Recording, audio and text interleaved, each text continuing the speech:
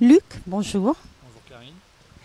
Nous nous sommes vus il y a quelques mois et je crois que c'était au sortir du confinement ou plus ou moins. Et nous avions parlé d'Interstice, donc le festival important qui est lié aux nouvelles technologies, mais pas uniquement engagé dans cette thématique. Et tu nous avais annoncé des perspectives de développement liées à Interstice, mais pas forcément intégrées à Interstice. Et je crois savoir que ce projet qui se nomme Oblique a vu le jour aujourd'hui. Qu'est-ce que tu peux nous en dire? Merci et bonjour Karine. Oblique en fait est une extension du festival. Le festival aujourd'hui en est une composante, mais effectivement pas uniquement ça. C'est lié à des questionnements qu'on s'était posés en 2015-2016, avec une phase d'étude sur les questions du numérique à l'échelle notamment régionale, mais aussi nationale, dans le cadre de la constitution d'un réseau de festivals, de producteurs et de diffuseurs, qui a été suivi par une période de préfiguration avec le Tetris au Havre, qui organise un festival qui s'appelle Exhibit, pour aboutir en 2020, début 2020, donc soit quelques semaines avant le confinement, à la création d'une structure qui s'appelle Oblique, dont le sous-titre est Plateforme Art et Culture Numérique en Normandie, et dont l'objet est de traiter des questions numériques, mais de façon transversale, à la fois sur des questions artistiques, mais aussi sur des questions liées à la recherche, liées à l'enseignement, liées à la transmission de la connaissance. Donc voilà, un certain nombre de dimensions, de vecteurs qu'on essaye de développer pour avoir une vision transversale du numérique, et avec notamment un volet assez intéressant et important sur la question du jeune public. Voilà, dans les grandes lignes, c'est ça. L'objectif initial, parce que c'est un projet qui est soutenu par la région Normandie, par la DRAC Normandie, c'était dans un premier temps d'identifier des initiatives liées aux cultures numériques, de pouvoir communiquer dessus et pouvoir les valoriser. Voilà, ça c'était le premier volet. Le deuxième volet, c'est comment à partir de là, on crée une synergie, on crée des partenariats et on s'efforce de développer des activités en lien avec le numérique. Mais encore une fois, le numérique est un outil qui permet de mettre en relation finalement des secteurs d'activité qui ne travaillent pas nécessairement ensemble. Voilà, ce sont les très très grandes lignes aujourd'hui de la plateforme. Et l'objectif 21, c'est d'abord de poursuivre ce développement-là, et puis de le formaliser et de lui donner un périmètre qui soit un peu plus cadré, un peu plus précis. Alors, difficile de parler de périmètre en ce qui concerne le numérique, parce que le numérique, c'est le grand conquérant, le grand envahisseur, on peut dire. Comment vivre, comment exister, comment marcher dans la rue, comment faire du jogging, comment même physiquement exister sans le numérique. Alors, tu parles de périmètre, ça signifie regarder à la loupe, au microscope, certaines connexions entre nos vies et le numérique. Qu'est-ce que ça veut dire donner un périmètre ou un champ particulier à la recherche sur le numérique? Voilà, on va être très pragmatique, ça va être la capacité à pouvoir traiter un certain nombre de sujets et par rapport aux moyens humains et financiers qui sont en face. De fait, le numérique en tant que tel, il est quasiment incernable puisqu'il est partout. Donc on va en identifier un certain nombre de points, des points qui vont être liés directement à la production artistique par exemple, mais aussi des points qui vont être liés à la connaissance. Avec deux structures à Rennes et à Nantes, je suis en train de mettre en place un cycle de conférences et de rencontres publiques pour précisément éclairer une relation numérique, par exemple par le biais de l'environnement, par le biais du vivant, par un biais politique avec une approche critique, parce que le numérique, par essence, il est ambivalent. Il est ni bon ni mauvais, il est les deux à la fois. La technologie, je pense l'avoir déjà dit, elle n'est pas neutre, elle a un impact sur nos vies, elle a un impact sur nos corps, elle a un impact sur tout ce que nous vivons. C'est pas forcément immédiatement perceptible, donc c'est comment on regarde aussi ces questions-là. Donc là, l'objectif, c'est plutôt de définir différents thèmes de travail et de pouvoir les aborder du mieux possible en prenant en compte le fait qu'on n'arrivera jamais à une quelconque exhaustivité. Donc il n'y a aucune prétention de ce côté-là. Donc c'est pour ça que je parle de périmètre, alors qu'effectivement le numérique il est partout. Et on n'est justement pas dans une approche technophile ou complètement technocritique. L'idée c'est de pouvoir aborder les deux approches. Alors, j'imagine qu'un des objectifs, c'est l'innovation. Première question.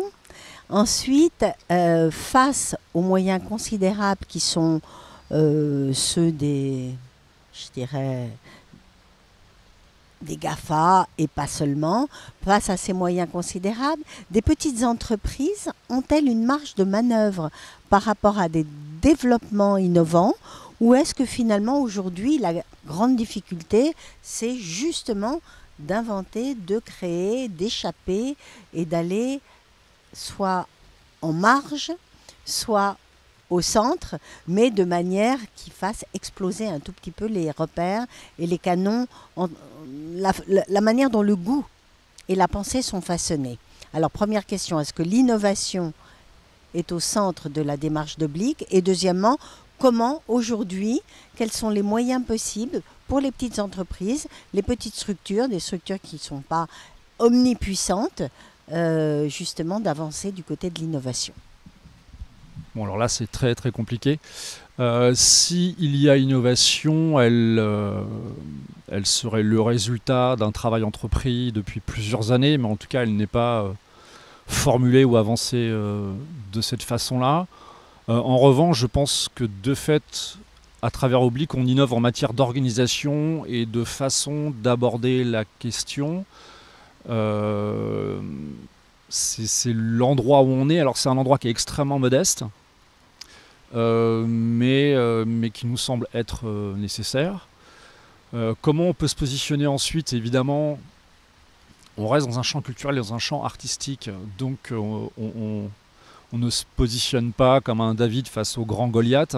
Simplement, je pense qu'il y a une marge de manœuvre à l'échelle locale, à une échelle régionale. C'est pour ça qu'on a aussi une structuration nationale qui est composée d'initiatives régionales, parce que on peut agir sur un territoire, mais un territoire qui nous semble être accessible. Alors, il ne faut pas qu'il soit trop grand. Il faut que humainement les choses soient gérables. Il faut qu'on puisse rencontrer physiquement les gens. D'une certaine façon, plus il y a de numérique, plus il y a besoin de rencontres et de rencontres physiques.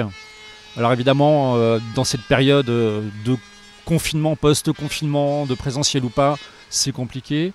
Mais moi, je crois vraiment à cette question-là. Donc il s'agit à la fois d'être modeste et en même temps extrêmement ambitieux sur ce que l'on veut porter. Et le biais artistique, l'entrée artistique, c'est une des entrées possibles, une entrée qui est à la fois critique et esthétique. Alors, tu parlais de territoire normand. Est-ce que tu pourrais citer des initiatives sur ce territoire particulièrement intéressantes qui, à l'échelle nationale ou même internationale, sont dignes d'être remarquées? On a déjà la chance d'avoir deux festivals au printemps, c'est donc Interstice à Caen et puis Exhibit au Tetris au Havre. Et puis la naissance, alors pas la naissance, ce sera la deuxième édition d'un festival qui s'appelle Noob, qui est à Pont-Audemer et qui est très spécifique sur la relation entre le numérique, le jeune public et le spectacle vivant. Et on vient de s'associer, donc Oblique et le Théâtre L'Éclat qui organise ce festival, qui est dirigé par Simon Fleury. On a répondu à un appel à projet qui a été validé, et donc on va ensemble rapprocher nos deux réseaux, le réseau jeune public normand. On va travailler une communication commune, et puis on va lancer une bourse de création, un appel à projet pour créer spécifiquement du spectacle vivant en Normandie, avec cet objectif de pouvoir le faire tourner en Normandie. Donc voilà, ça c'est un accent possible. L'autre, j'en suis très proche, c'est le laboratoire modulaire qu'on a développé au sein de l'École supérieure des arts et médias, qui passe là par des résidences artistiques par des rencontres publiques ou par des conférences. Donc là, c'est un travail au long cours sur plusieurs années, où on est vraiment dans des questions de recherche très spécifiques, avec des mises en relation avec des laboratoires, des scientifiques. Donc là, en ce moment, on travaille sur la réalité virtuelle, et puis on va travailler sur l'intelligence artificielle. Donc on est à la fois sur des champs très différents, le jeune public par exemple, et de l'autre côté, travailler sur des approches plutôt scientifiques, sciences dures et sciences humaines. Moi, la relation avec la recherche et avec l'université m'intéresse beaucoup, par exemple. Tu parles donc plutôt de festivals, tu parles aussi de plateformes de repérage, mais moi je suis un petit peu curieuse. Qu'est-ce qui, éventuellement, dans le concret de nos vies, est en train d'être inventé? Qu'est-ce que toi, tu aurais repéré comme dimension, une fois plus, pilote ou innovante dans ce que proposent ceux que vous repérez, en tout cas sur le territoire normand? Est-ce que tu as des exemples plus concrets, non pas seulement de ces lieux qui font la liste, le catalogue des initiatives, mais est-ce que tu pourrais nous donner des exemples? Parce que c'est vraiment une question que je me pose. Est-ce qu'il y a quelque part dans ce bas monde aujourd'hui un dieu ou une déesse qui, sans se mesurer effectivement au géant, au colosse, comme on disait tout à l'heure, à son échelle, puisque tu disais très justement qu'à l'échelle régionale, on peut agir peut-être différemment, a mis en place un programme qui change un tout petit peu les choses? Est-ce que tu en connais ou est-ce que tu n'en connais pas? Formellement, je n'en connais pas. En revanche, il y a de multiples initiatives ou petites initiatives, mais un programme qui changerait les choses, non. En revanche, ce que je constate, c'est d'abord une approche critique, notamment en termes d'édition, de publication, de regard sur les technologies aujourd'hui de plus en plus important. Je le constate notamment au moment de la sortie de l'application Stop Covid, par exemple, où il y a notamment un chercheur à l'université de Caen en droit qui travaille sur la question du juridique, de la question des libertés et de l'usage des données, par exemple. Donc c'est plutôt une composante, un maillage d'intervention, d'idées, de diffusion des idées qui sont importantes. Moi, il y a une question qui se pose à moi, là, c'est la question de la fracture numérique, ou qu'on appelle aussi électronisme, qui est un terme que j'aime pas beaucoup, mais en gros, qui consiste à dire qu'il y a en France environ 20% de gens qui sont complètement éloignés des questions numériques pour des usages quotidiens. Ça veut dire environ pas loin de 15 millions de personnes qui n'ont pas accès, pour différentes raisons, au numérique. Là où on annonce pour 2022 une dématérialisation complète et à marche forcée de tous les systèmes administratifs. Et ça pose un problème d'égalité face à l'accès aux droits, face à ce que... Pour moi, c'est vraiment une question là, démocratique qui est en train de se poser. Donc il y a beaucoup de gens qui travaillent ces questions-là, qui essayent de les travailler. Il y a tout un réseau en Normandie d'ailleurs très bien fait, des établissements publics numériques. Il y a à peu près 130 structures en Normandie qui sont sur ces questions-là. Mais on ne peut pas dire, je ne crois pas en tout cas qu'il y ait une formalisation. Il y a des structures au niveau national qui essayent de fédérer ces questions, mais rien n'est encore très clair. Et l'ambiguïté, elle repose sur le fait d'être obligé d'aller vers le numérique à tout prix. Et si on n'y va pas, eh bien on va être taxé de passéiste, mais de toute façon, technologiquement, on ne va pas avoir le choix. Parce que notre environnement technique, pratique est là pour le démontrer. Ça se pose également sur la question du télétravail, c'est très ambigu. Le télétravail, ça peut s'organiser, mais ça doit aussi je dirais pas se légiférer, mais en tout cas, voilà, c'est pas aussi simple qu'on pourrait le croire de travailler en permanence à la maison. Il y a beaucoup d'injonctions derrière tout ça. Donc voilà, et je pense qu'on est dans une phase là d'apprentissage collectif. Et il reste encore beaucoup à dire et beaucoup à faire sur ces questions de liberté, ces questions de circulation des données, d'exploitation des données. Et c'est tout sauf simple en réalité. D'où pour moi l'intérêt notamment de ces rencontres publiques pour essayer d'aborder les questions d'une manière sociale, économique, politique. Voilà. très intéressant. C'est vrai que derrière ce que tu dis, il y a deux choses. L'accès barré par un manque de compétences ou un manque de formation, alors qu'il s'agisse d'un clivage générationnel ou éventuellement d'autres facteurs discriminants. Ça, c'est une chose. Mais l'autre question qui est également passionnante, c'est celle de pouvoir choisir de vivre sans. C'est-à-dire d'aller éventuellement au fond d'une forêt et d'être en mesure de subvenir à ses besoins. On peut dire que tous les clans, toutes les familles, toutes les sociétés ont toujours tout fait pour que aucun membre n'échappe. Pour tenir dans ses filets et dans son réseau de manière la plus serrée possible tous les membres du clan, de la famille, de la société. Mais là, je dirais que la coercition, le moyen d'agir est un petit peu particulier parce que non seulement il s'agit de changer l'espace physique, c'est-à-dire d'obliger quelqu'un à prendre le métro ou à se déplacer de telle ou telle manière quand le chemin de fer est arrivé et qu'il a fallu se déplacer un peu loin, on est obligé. Ça, c'est une chose. Mais l'autre démarche qui est implicite dans le numérique, c'est l'action sur la pensée des individus, sur leur cerveau, sur leur comportement au sens immatériel, puisqu'il s'agit effectivement de dématérialisation, c'est aussi la part la moins matérielle de l'humanité qui est touchée.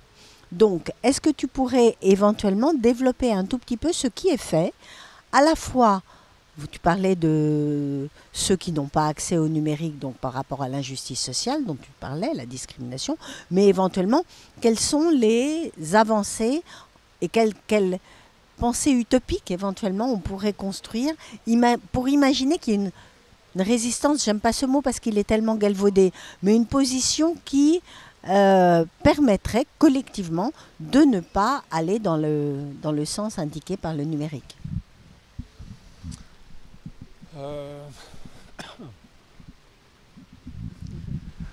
Déjà, il y a une première notion sur la dématérialisation qui est finalement une espèce d'illusion, parce que en apparence, paradoxalement, et seulement en apparence, le numérique est extrêmement énergivore. Le numérique est extrêmement matériel, à la fois dans la fabrication de ces outils, dans ce que cela requiert comme extraction de ressources, ce que ça veut dire aussi comme exploitation. Donc de ce point de vue-là, les choses non seulement ne changent pas, mais plutôt elles s'aggravent. Dans ce que cela consomme en termes d'énergie pour faire tourner toutes les plateformes qu'on utilise, tous les appareils qu'on utilise. Donc ça reste très matériel.